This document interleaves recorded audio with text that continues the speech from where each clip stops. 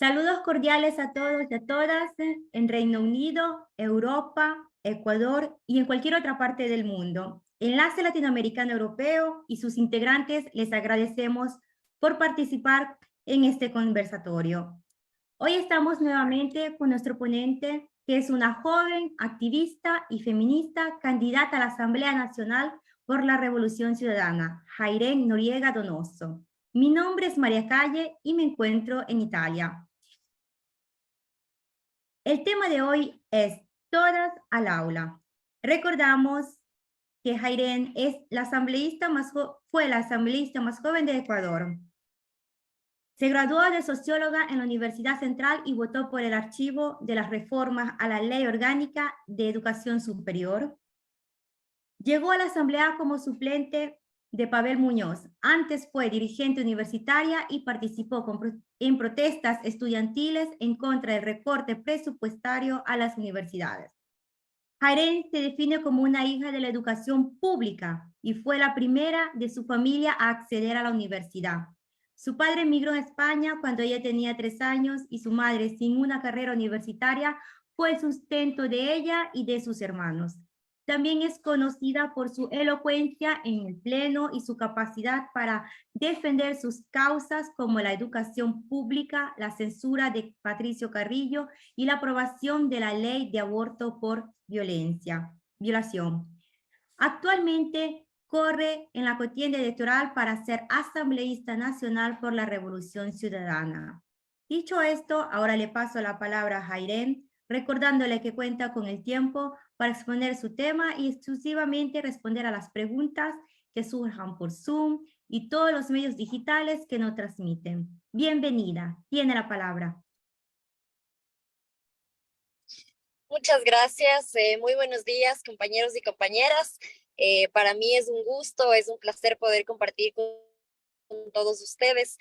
Primero pedirles disculpas porque salía de una grabación, entonces estoy movilizándome hacia mi casa para poder, digamos, tener este conversatorio, así que voy a estar en movimiento al menos unos minutos más, pero también, bueno, voy a iniciar un poco con el tema que me han pedido que podamos compartir el día de hoy. Como ya mencionaba la compañera, yo me defino como una hija de la educación pública.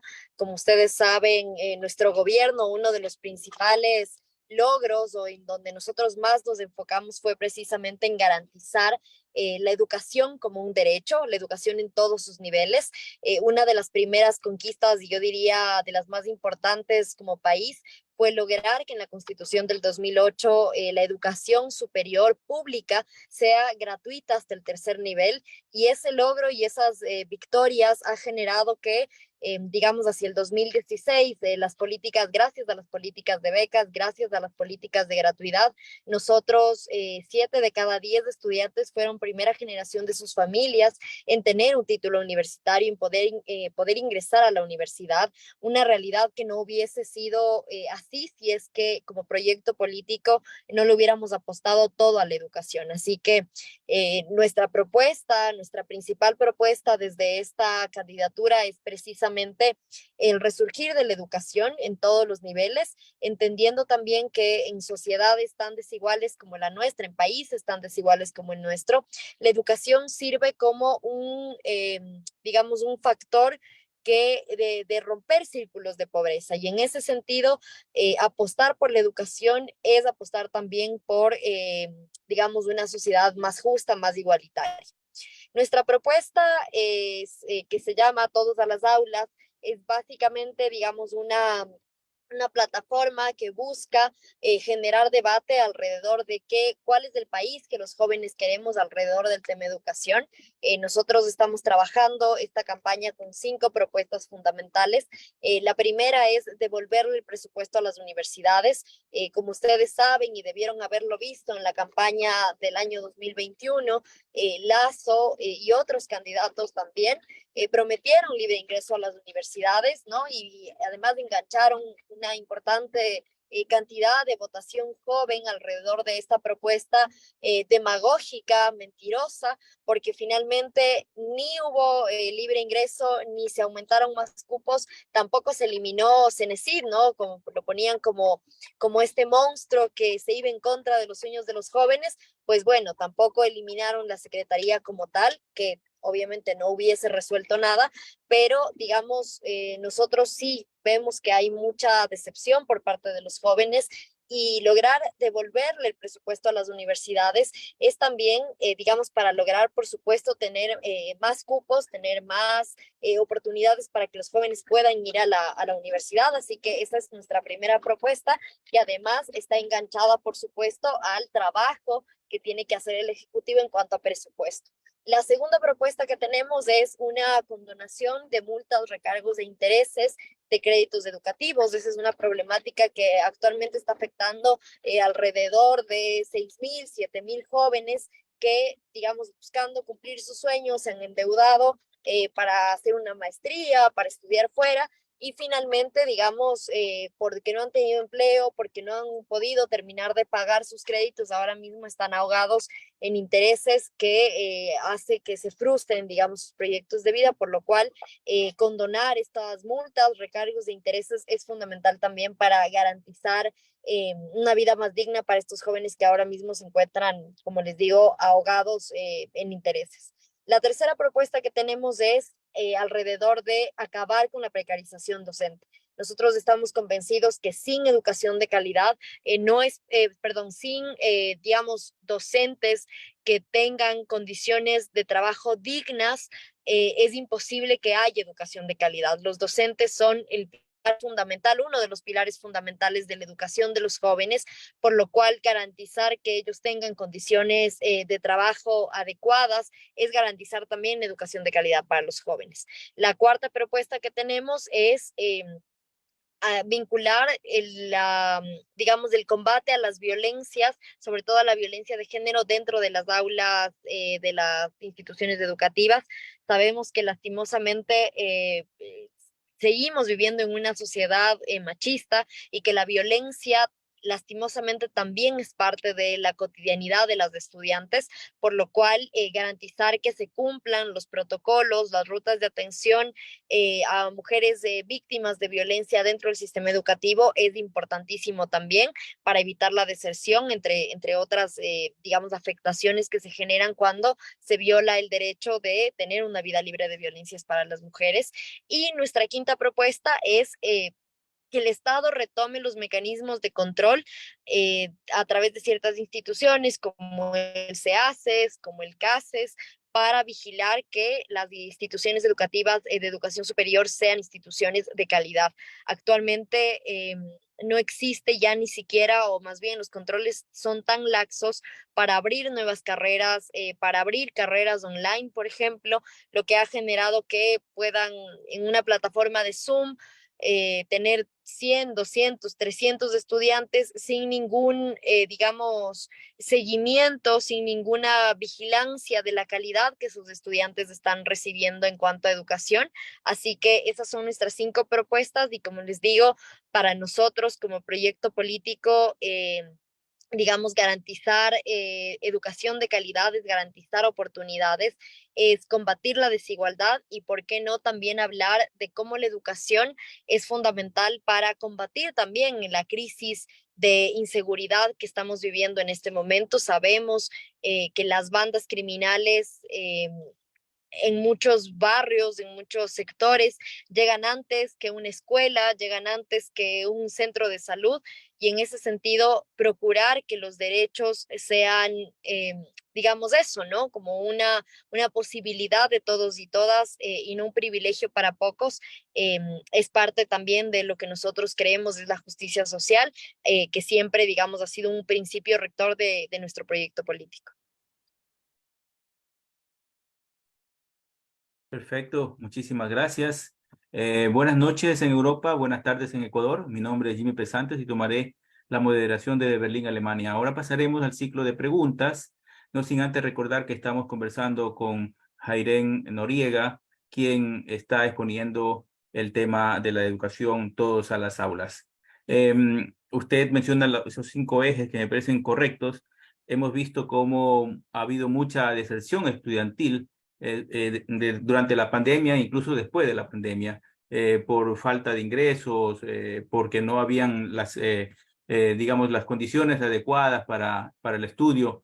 ¿Qué piensan hacer en el sector de la educación primaria, que es también algo que está padeciendo mucho últimamente y que vemos incluso a niños que están siendo reclutados por las mafias eh, peligrosas que están, digamos, poniendo en peligro a todo el mundo en Ecuador? A ver, primero que nosotros tenemos que iniciar un plan agresivo de retorno de los niños y de las niñas a las escuelas, a los colegios.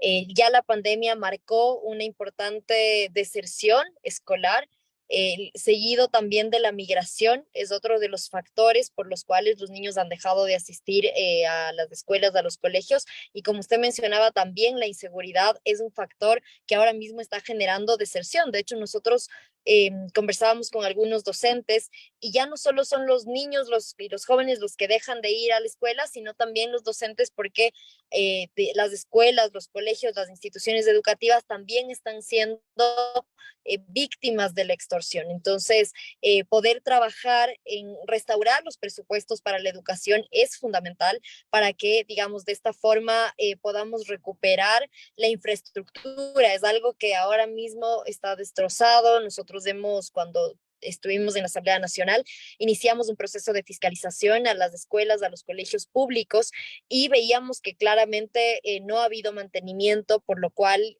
se genera muchos riesgos, incluso de salud de los niños, riesgos de vida, incluso porque, digamos, por épocas de invierno, ustedes saben que se generan digamos, fisuras en infraestructura, se genera daños que pueden, digamos, nosotros fiscalizamos en una escuela que una parte del techo de un aula se cayó, digamos, en horas de clase, ¿no? Entonces, restaurar los presupuestos para el sistema educativo a nivel general, no solo las universidades, es importante, y también, digamos, devolverles a los docentes la posibilidad de que tengan contratos fijos, de que tengan contratos estables, de que el escalafón docente se cumpla, que tengan acceso a algo que nos decían mucho y lo decían con mucha pena también, y es que antes los docentes tenían la posibilidad de seguirse formando, de seguirse preparando con maestrías pagadas por el Estado, con becas, con licencias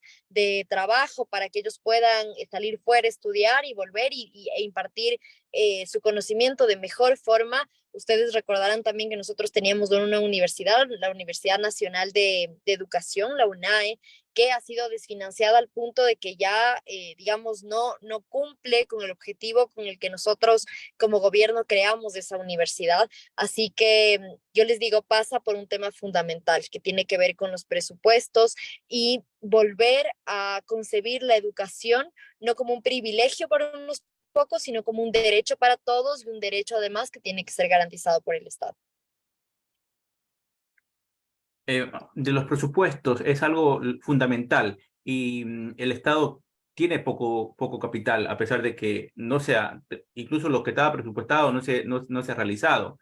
Pero estamos en una crisis provocada por este gobierno y hay dineros en el exterior, pero tampoco son infinitos.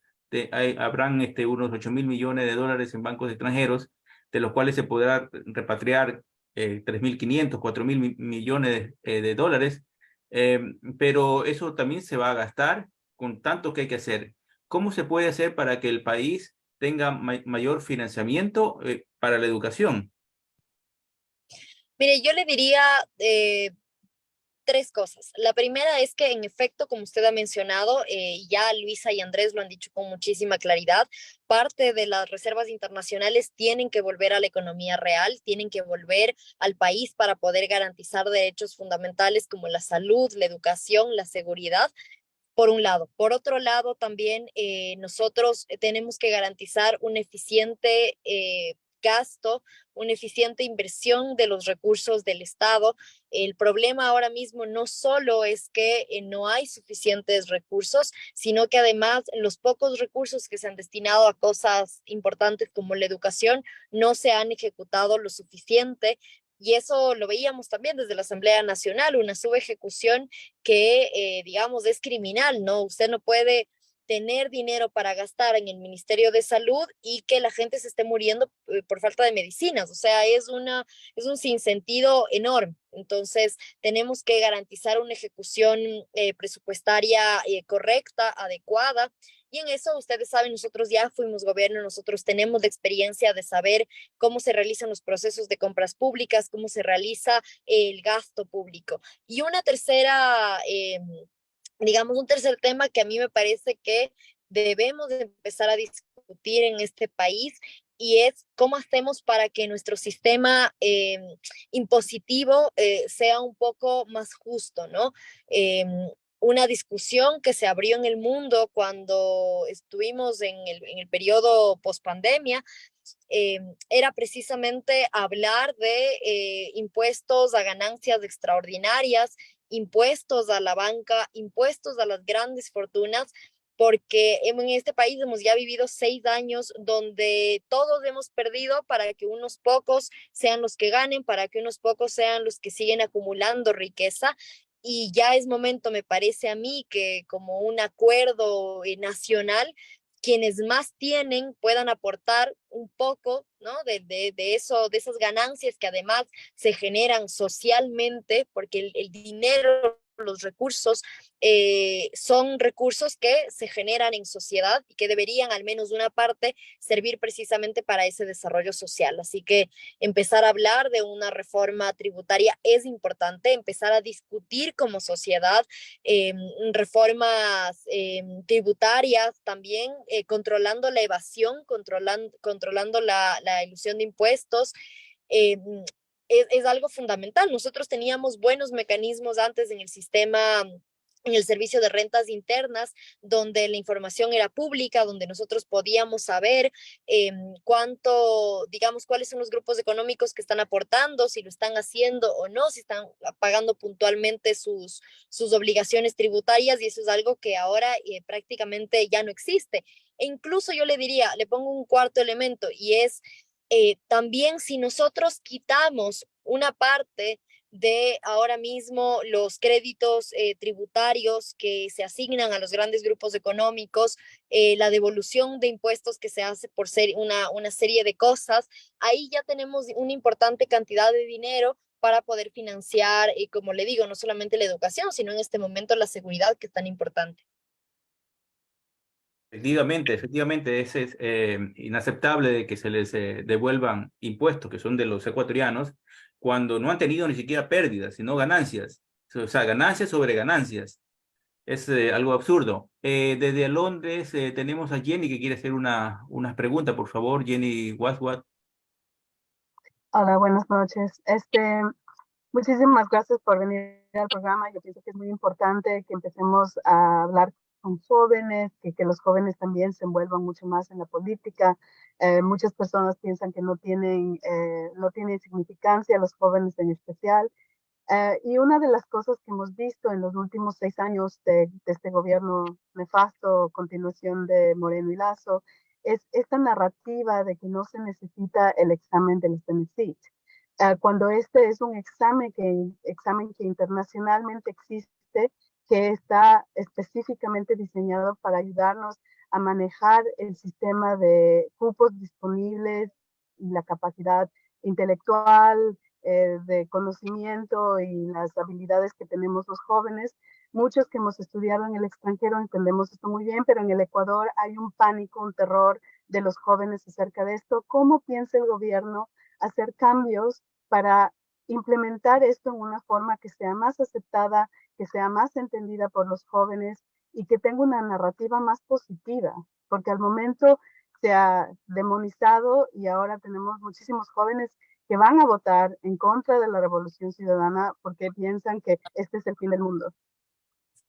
Sí, Jenny, algo que usted menciona muy bien y me parece que es como el concepto clave para este tema es el tema de los cupos disponibles. Como usted mencionó, el examen lo que hace es un mecanismo de asignación de los cupos disponibles. Entonces, claro, si nosotros tenemos para la carrera de medicina 100 cupos, bueno, estoy exagerando, 30 cupos y quieren entrar 200 estudiantes, si nosotros no aumentamos el presupuesto, van a seguir existiendo los mismos 30 cupos para 200 estudiantes y el problema no se va a solucionar. O sea, de una u otra forma hay que asignar esos 30 cupos, ya sea por examen, ya sea al azar, ya sea de cualquier forma, pero esos cupos mágicamente no van a aumentar si no aumenta el presupuesto. Entonces, yo le diría, lo que primero, como primer punto, digamos, como primera prioridad, es, y lo han dicho ya Luisa y Andrés, es aumentar el presupuesto para las universidades, devolverles el presupuesto que se ha venido recortando,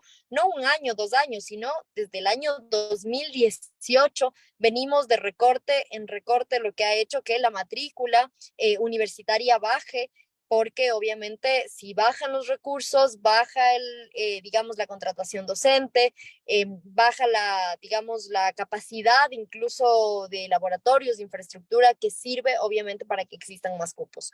Y lo segundo es que respecto al tema del examen, me parece a mí que ya no estamos en el 2021 cuando Lazo prometía libre ingreso a las universidades y los jóvenes votaban por esa propuesta, porque me parece a mí que ya con 2 años de gobierno de Lazo y del manejo que ha tenido de la educación superior, ya los jóvenes saben que primero que el libre ingreso no es posible o viable, al menos de la forma en como ellos lo están planteando, porque, digamos, ninguno de los candidatos habla de aumentar el presupuesto, solo habla de una eliminación del examen que no es tal, porque si nosotros miramos, Lazo lo que hizo fue devolverles esa competencia de la toma del examen a las universidades, más no la eliminación del examen, porque finalmente, como usted mencionaba, tiene que existir un mecanismo para otorgar estos cupos que de vuelta son cupos limitados. Entonces, deberíamos también nosotros analizar, digamos, si es que es lo más adecuado volver a tomar esta competencia desde el Estado central o más bien dejar como está el tema del examen y que lo tome cada universidad, cosa con la cual, digamos, yo no estoy de acuerdo porque si nosotros miramos, el examen contenía también, lo digo en primera persona porque yo di el examen de ingreso a las universidades y me recuerdo que se incluía una encuesta, por ejemplo, socioeconómica en la cual esos datos se recopilaban a nivel nacional y servía además para gestionar becas, para gestionar ayudas económicas en caso de que los estudiantes requieran y se tenía, digamos, un control, como una visión panorámica, si se quiere, de cómo estaba funcionando el sistema universitario. Entonces, eso debería ser de vuelta un debate, un análisis que se haga una vez que estemos en el gobierno, pero en principio, para nosotros poder, obviamente, eh, tener, si se quiere, mayor apoyo, ¿no? De los jóvenes, primero es hablarles con la verdad y segundo, ofrecerles, digamos, propuestas claras y concretas. Y una de esas, yo diría, quizá la más importante, es precisamente aumentar el presupuesto para las universidades y que de esa forma se generen más cupos. Sí, y en ese mismo aspecto hay algo que siempre ha hecho falta y justo es alguna pregunta que lo hace también aquí César Pila, que es del frente de la agrupación social de comunidad educativa nacional Frente 13 de Abril. Y aquí él pregunta qué va a pasar con la educación técnica. En muchos casos hay deserción por lo que no es práctica la educación que algunos estudiantes reciben. ¿Qué se puede hacer para esto de la educación técnica? Sí, Totalmente de acuerdo. Nosotros, de hecho, lo que buscamos es también fortalecer la educación a nivel técnico-tecnológico.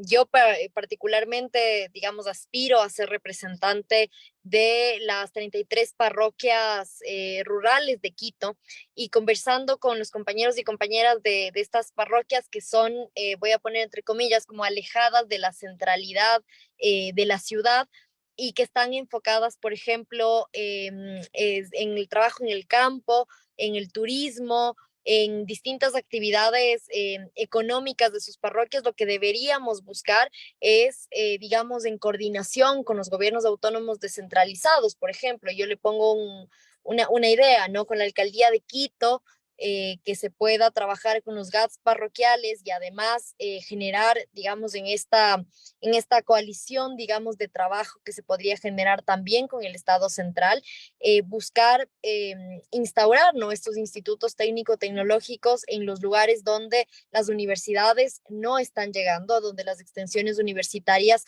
no son suficientes, y, digamos, ofertar digamos, una educación un poco más práctica y con una vinculación laboral mucho más pronta, ¿no? Que es las virtudes que tiene precisamente la educación técnico-tecnológica.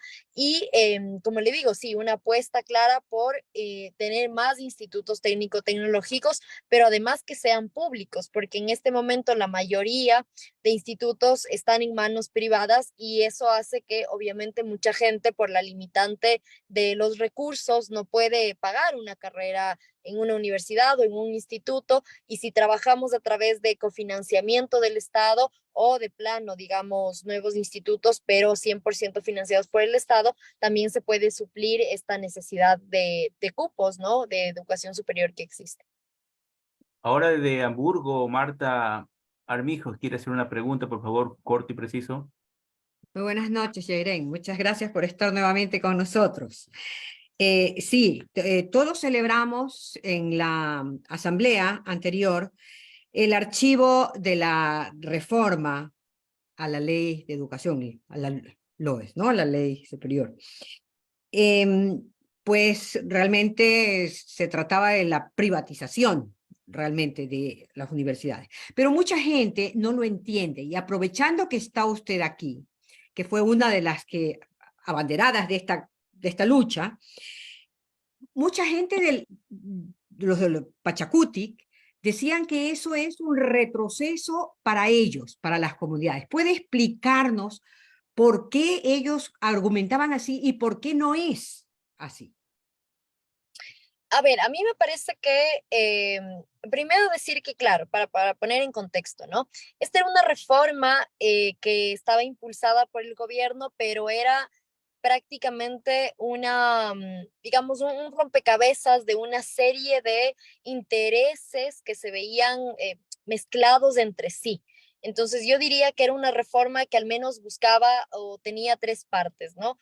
Por un lado, tenía varios artículos que estaban enfocados en, voy a poner entre comillas, fortalecer o generar más bien un sistema paralelo para los pueblos y nacionalidades indígenas.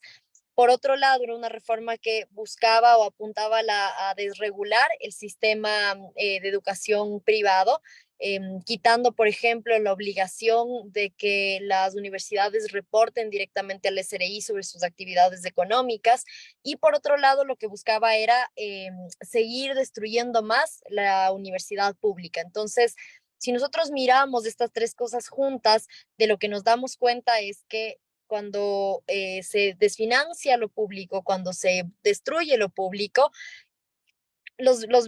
quienes se ven beneficiados de esa destrucción son precisamente quienes ofertan como servicio privado un derecho que antes era público, ¿no? Entonces, ese era el juego de la reforma, y para tener el apoyo de un sector de la votación, digamos, en la Asamblea Nacional, se incluía un apartado, ¿no? Alrededor de los derechos de los pueblos y nacionalidades en algunos temas como sí, la generación digamos, de carreras y demás, como más enfocados al tema de la plurinacionalidad. Sin embargo, digamos, a mí me parece que cuando nosotros pensamos el sistema universitario, tenemos que pensar también en cuál es el horizonte de país que nosotros queremos, a qué plan nacional se está ajustando precisamente nuestra apuesta de la educación superior, cómo esta, digamos, cómo las carreras, cómo las universidades van de la mano con el desarrollo productivo del país y ese horizonte debería verse plasmado en una ley orgánica de educación superior. Pero como ustedes saben, nosotros en estos 6 años hemos perdido el rumbo, ya no sabemos hacia dónde vamos como país y eso hace que obviamente los tiros de cualquier tipo de reforma, sobre todo de la educación superior, sean tan al aire, ¿no? Entonces, nosotros obviamente no estamos en contra de que las personas de pueblos y nacionalidades tengan acceso a educarse en su propia lengua, en su propio, digamos, en su propia cultura, pero no podemos generar sistemas de educación paralelos si hablamos de un Estado multicultural, un Estado plurinacional. Lo que busca, digamos, en la Constitución, la plurinacionalidad es una convivencia de las distintas culturas que existen en este país, de las distintas etnias que existen en este país y no de sistemas paralelos, ¿no? Que es lo que se buscaba. Y además era una forma también, si se quiere, de privatizar de cierta forma la educación, no en términos, digamos, del lucro, pero sí en términos de que el Estado no tenga control sobre ese sistema paralelo y que sean solo ciertos pueblos y nacionalidades, ciertas comunidades, ciertos dirigentes, ¿no? Que puedan tener el control de estas universidades. Y ya sabemos lo que pasa cuando, digamos, el sistema de educación es capturado por cierto grupo en lugar de ser, digamos, controlado por el Estado. Así que obviamente nuestra posición era en contra, sin, digamos, descartar que obviamente en nuestro gobierno se pueda plantear una reforma a la LOES que restaure aquellos derechos que han sido mermados en reformas que se dieron en el gobierno de Lenín Moreno. En ese mismo sentido, vuelve esa sapita a hacer, Pila, perdón, a hacer una pregunta. Dice, candidata, no basta el aumento del presupuesto, las universidades no lo aplican y muchas devuelven ese presupuesto por no poder usarlo.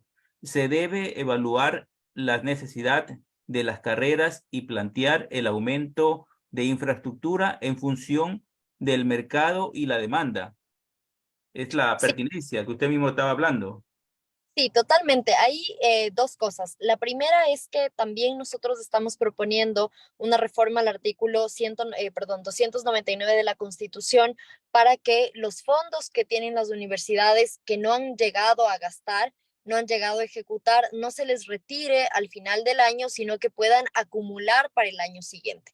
Adicional a eso, nosotros también tenemos que pensar y plantear una reforma para que exista una, digamos, un dato especial en las compras públicas que pueden hacer las universidades, porque al ser muchas de ellas muy engorrosas, muy largas, no se logra efectivamente gastar el presupuesto a tiempo.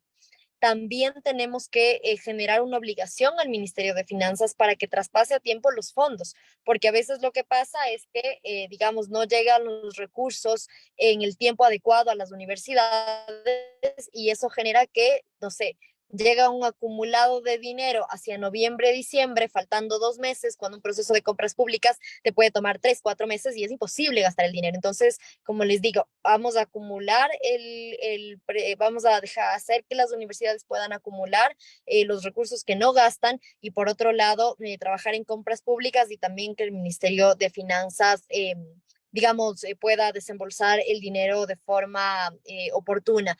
Y con el tema de la pertinencia estoy totalmente de acuerdo. O sea, en este país tenemos carreras que están abarrotadas de estudiantes, como carreras de medicina, la carrera de Derecho y la carrera de Administración son las carreras que más estudiantes tienen. Y el problema de eso es que si tú te gradúas, vas a salir y posiblemente no tengas trabajo, porque también es un mercado laboral que está limitado por ciertas carreras. Entonces, si nosotros tenemos nuevamente un Plan Nacional de Desarrollo que nos oriente hacia dónde vamos a ir como país. Obviamente tienen que haber carreras priorizadas y esa priorización se debe generar para que esos cupos, digamos, sean llenados en función de esa priorización. Se tiene que generar incentivos, se tienen que generar becas, se tiene que, digamos, tener una serie de incentivos para que los estudiantes opten por carreras que sean más rentables a nivel laboral y que también estén ligadas a el cambio de matriz productiva que podríamos nosotros llegar a plantear o continuar, ¿no? Que era lo que nosotros teníamos en el gobierno de la Revolución Ciudadana.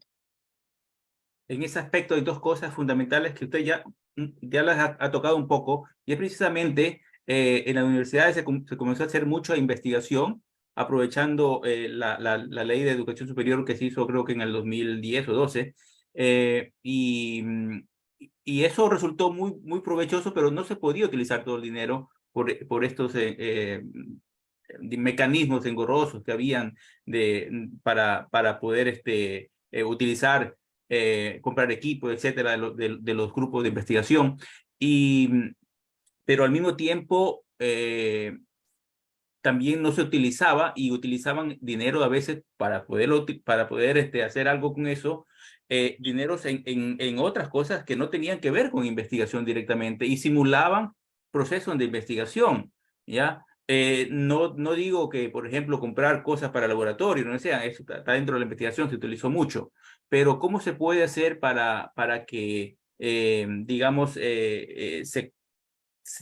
haya la pertinencia precisamente, pero al mismo tiempo haya la capacidad de adquisición rápida o a nivel digamos, de los proyectos que se generan de investigación? ¿Cómo se puede hacer para que, usted ya dijo algo de eso, pero cómo se puede hacer para que las universidades tengan un mejor mecanismo? Algo que esté regulado, pero al mismo tiempo que le dejen ciertas libertades. Sí, totalmente. Lo que nosotros tenemos que hacer, y es lo que les comentaba en la propuesta número 5 de nuestra campaña Todos a las Aulas, y es precisamente devolverle al Estado la capacidad de evaluación, pero también de, digamos, cierta vigilia de la calidad de la educación superior. Nosotros, como proyecto político, fuimos muy respetuosos de la autonomía universitaria, pero no se puede confundir autonomía universitaria con que todo el mundo haga lo que le dé la gana, y ahora mismo las universidades están prácticamente autorreguladas y nosotros sabemos qué consecuencias tiene eso, ¿no? Como les comentaba, ahora mismo digamos, para abrir nuevas carreras existe tan poco control que hay unos precios absolutamente excesivos, y a la vez los estudiantes están prácticamente siendo estafados porque el nivel del nivel de la calidad de la educación que están recibiendo no va acorde con ciertos estándares mínimos que se requieren para que tú tengas un título universitario. Entonces, tanto en el tema de calidad como en el tema del gasto de los recursos, tienen que ser obviamente controlados por el Estado, y para eso nosotros vamos a retomar estas instituciones, digamos, como el CEACES, como el CACES, que eran precisamente espacios donde se evaluaba a las universidades, donde había una categorización de universidades, lo que generaba también un incentivo para que todas las universidades busquen ser categoría A y den el mejor servicio, tanto a los estudiantes como, digamos, a nivel, por ejemplo, de derechos laborales para los docentes. Perfecto. Muchísimas gracias. Nos gustaría pedirle un mensaje final para nuestra audiencia para terminar este conversatorio. No, bueno, muchísimas gracias por la invitación. Para mí siempre es un gusto compartir con compañeros y compañeras migrantes que trabajan desde sus espacios por este país, que aportan muchísimo al desarrollo de la economía, al desarrollo de nuestro país. Así que gracias por la invitación, y también espero que podamos vernos pronto nuevamente. Muchas gracias. Gracias a Yarien Noriega por su ponencia. Le agradecemos por habernos acompañado el día de hoy en nuestro programa de L. Y antes de despedirnos, quisiéramos recordar a los migrantes ecuatorianos radicados en el exterior y que estén empadronados para ejercer su derecho al voto, que el 20 de agosto de 2023 habrán elecciones presidenciales y legislativas anticipadas y la consulta popular Yasuní. Estas elecciones se realizarán en forma telemática para todos los recintos electorales del extranjero y se podrá votar telemáticamente desde cualquier parte del mundo entre las 9 de la mañana y las 7 de la noche del país donde estén empadronados para ejercer el voto en las elecciones ecuatorianas. Además, recordarles que antes de la votación telemática se deben inscribir para poder hacerlo. Las inscripciones ya se las puede hacer en el sitio web del CNE, www.cne.gov.es o en el sitio web www.voto-telemático.cne.gov.es. Ahora sí nos despedimos y agradecemos a todas las personas que estuvieron en la plataforma Zoom y en Facebook Live y todas las redes sociales que nos transmiten y retransmiten. El enlace latinoamericano europeo es un proyecto de migrantes ecuatorianos y latinoamericanos en Europa que tienen como objetivo construir de manera participativa y consensuada un espacio de integración y unión en lo cultural, social y político, con el fin de valorizar la representación de migrantes latinoamericanos en Europa. Les invitamos a todas y todos a seguirnos en las redes sociales del Enlace Latinoamericano Europeo para que puedan unirse a todas nuestras actividades. Compartan en sus redes sociales este conversatorio tan interesante. Muchísimas gracias. Adiós. Nos estamos viendo la próxima vez. Gracias, hasta luego. Gracias.